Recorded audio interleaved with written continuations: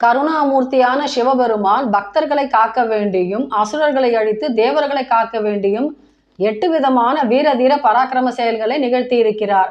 அவை அட்டவிரட்டான ஸ்தலங்கள் என்று அழைக்கப்படுகின்றன. திருக்கண்டியூரிலே பிரம்மனுடைய 5வது சிரசை கொய்தும், திருக்கோவிலூரிலே அந்தகாசுரனை அழித்தும், திருவதிகையிலே திரிபுரங்களை எரித்து திரிபுராந்தகராக விளங்கியும், திருப்பரியலூரிலே தட்சனுடைய யாகத்தை அழித்து அவனுடைய தலையை வெட்டியும், திருவிற்குடியிலே சலந்தராசுரனை அழித்தும், திருவழுவூரிலே தாருகாவனத்து ரிஷிகள் ஏவிய யானையை கொன்று உரித்து கஜசம்ஹார மூர்த்தியாக விளங்கியும், திருக்குறுக்கையிலே மன்மதனை எரித்தும், திருக்கடவூரிலே மார்கண்டேயனை காப்பாற்ற வேண்டி யமனை காலால் உதைத்தும் 8 விதமான வீர செயல்களை நிகழ்த்தி இருக்கின்றார் சிவபெருமான்.